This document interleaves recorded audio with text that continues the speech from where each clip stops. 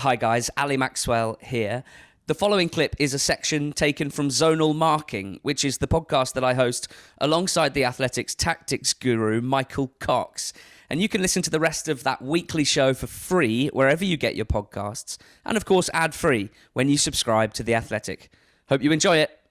We've also got Liverpool and Manchester United, who have both conceded 11 goals, which is scarcely believable. Man United have only played 3 games and conceded 11 goals. Liverpool, the champions, conceding 7 in 1 game against Aston Villa, of course, this weekend. You wrote about Liverpool's defensive record on the Athletic site earlier this week. What's the story there? I mean, when you look at Liverpool's title-winning campaign and you look at the underlying numbers, which we obviously like to do here, they dipped a lot towards the end of last season, and it was slightly difficult to know how seriously to take that, because obviously they'd pretty much wrapped up the league by Boxing Day. They'd literally won the league, I think, with 6 games to go. So you didn't want to pay too much attention to these numbers for a side who, obviously didn't have that much to play for. But there have been some worrying signs so far this season. I mean, 11 goals is an anomaly, really. There were 3 crazy deflections against Aston Villa, which, probably won't be repeated in subsequent games. But there's been an unusual number of individual errors. I mean, Van Dijk against Leeds for that Bamford equaliser, I think it was, second equaliser. Andy Robertson did something kind of similar against Arsenal, just presented the ball to Alex Lacazette 8 yards out with no real danger before that. And most obviously Adrian's error against Aston Villa for the opening goal in that 7-2, just a really poor pass out of the back. You probably think that Alisson wouldn't have done the same. But I think when you look beyond that, there have been some kind of structural problems. A lot of people talked about the high line and, runners in behind Liverpool, but they have played that way in recent years. I think really the more concerning thing is the lack of pressure on the ball at times, particularly on the opposition holding midfielder.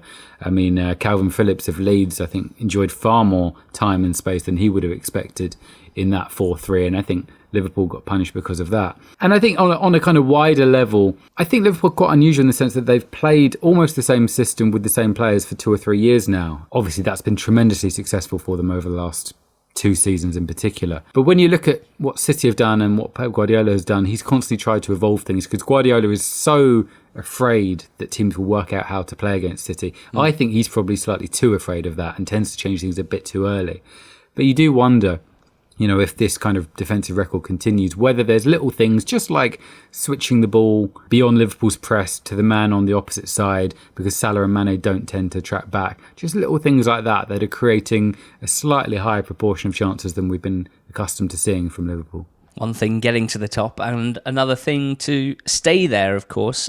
United, an eye-catching defensive display on the weekend, conceding 6 against Tottenham Hotspur. There might be people who looked at the result, and specifically the red card that came in the first half with the score at 2-1, and used that to make something of an excuse for what followed. What do you make of that? What was so bad about United's defensive display? Yeah, I mean, difficult to know where to begin. I mean, I don't think that the back four received great protection from ahead, but I mean, the back four themselves I thought were dreadful. The first goal, the Ndombele goal, I mean, Spurs try a hopeful long throw into the box. The ball's on the edge of the box, and I think there's 4 or 5 United touches that take the ball from the edge of their own box to basically almost an open goal from 6 or 7 yards out. I mean, it was just absolutely chaotic.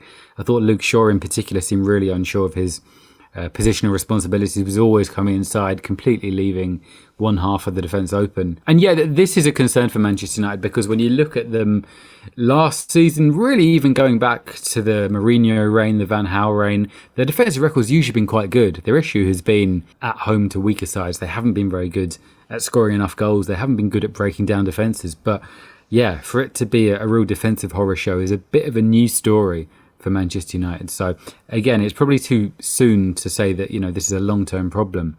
But, that certainly wasn't an issue for them last season. Not a great one for fans of nominative determinism when Luke Shaw is so unsure of himself on the pitch. Although I note that for Tottenham, Eric Dyer actually played pretty well in that one. So maybe it's sort of 1-1 in that regard. Any other notable stats or underlying numbers for other sides in the Premier League in terms of goals against? Yeah, I mean, we're always guilty of kind of looking at the big teams first and foremost. But I think maybe the most interesting one is Burnley. They've conceded 8 goals so far from only 3.7 expected goals against. I mean, Burnley have traditionally been the side who left the XG guys dumbfounded because they always conceded less than their XG. So again, there's no reason to think this is a particular long-term problem. They are defending in pretty much the same way. But yeah, it's a big shift. I mean, Nick Pope nearly won the Golden Gloves last year. Edison just about beat him. Pope's had a very difficult start to the campaign. Mistake against Newcastle for that penalty that Callum Wilson scored. So yeah, Burnley have been an interesting one. And again, maybe almost a team version of David McGoldrick in terms of they sum up quite why this Premier League campaign has been so goal heavy so far. Not a great time for those numbers, just specifically from Nick Pope's point of view. We have, over the length of our lifespan so far on this podcast, seemingly touched on every young English goalkeeper, or not young, every English goalkeeper in contention for the England number one spot. And I think based on everything we'd said up to this point, we had come to the conclusion that Pope was a little unlucky not to have displaced Jordan Pickford already before the pandemic. And it'll be interesting to see how that moves forward now, because Pickford continues to dumbfound people with new ways to concede goals. But Pope's performance is probably going to have to pick up as well a little bit if he's to take the gloves. At the other end of the spectrum here,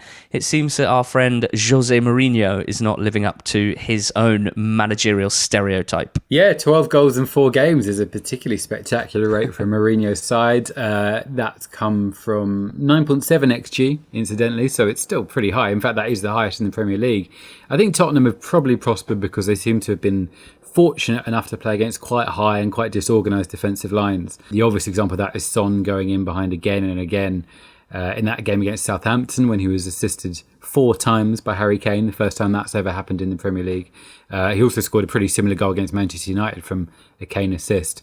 I mean, Son is another individual who has just completely outscored his XG. He's on 1.8 and he's scored 6 goals so far this season. I think there's an interesting thing here with maybe a slight flaw in the XG models. I mean, these are being updated all the time, and it's something that Tom Warville, when he returns, can speak about better than me. But I think it's fair to say there's probably still some anomalies in terms of how clear goal-scoring opportunities are and how they're represented. I mean, when you look at those Son chances, I'm not sure you would say you would expect him only to score 1.8 goals from those chances. So, yeah, that's maybe an area where the XG doesn't completely explain everything. But yeah, Son has been in sensational form. I mean, 6 goals and just looks, I think, as good as he's ever been in terms of his assuredness in front of goal.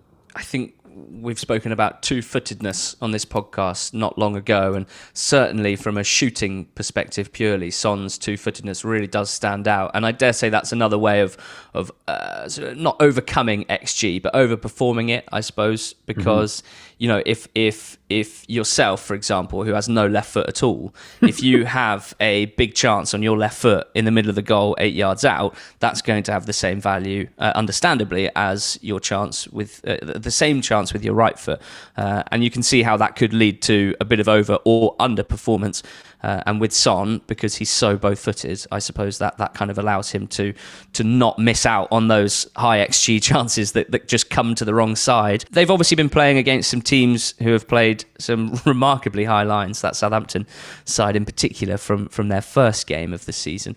I mean, Mourinho must lick his lips when he's preparing for a match and sees a high line and a team that wants to dominate possession. I mean, you've studied him about as much as any other manager, I dare say, in the modern era. He absolutely thrives on this stuff, doesn't he? Like, if just off the top of my head, I'm thinking of Chelsea up at Liverpool in 2014, was it? That 2-0 win. The Inter performance against Barcelona in the Champions League in 2010. I mean, this is his dream scenario, isn't it? Yeah, and maybe more so than ever when you look at the squad or the first 11 that he's assembling. I mean, with Son on one flank and hopefully Gareth Bale on the other. I think the interesting thing is that, Harry Kane is increasingly playing a deeper role, is increasingly prominent in terms of assisting. It's almost like Mourinho is moving towards the model we saw Guardiola use for Barcelona with a false 9 and 2 wide attackers. The same model Klopp is using at Liverpool. Obviously, Mourinho has really been a bit more old school than that and has always been, the opposite end of the spectrum to Guardiola in particular. But he, almost by the players at his disposal, is moving towards playing that way, and it's certainly worked very well so far.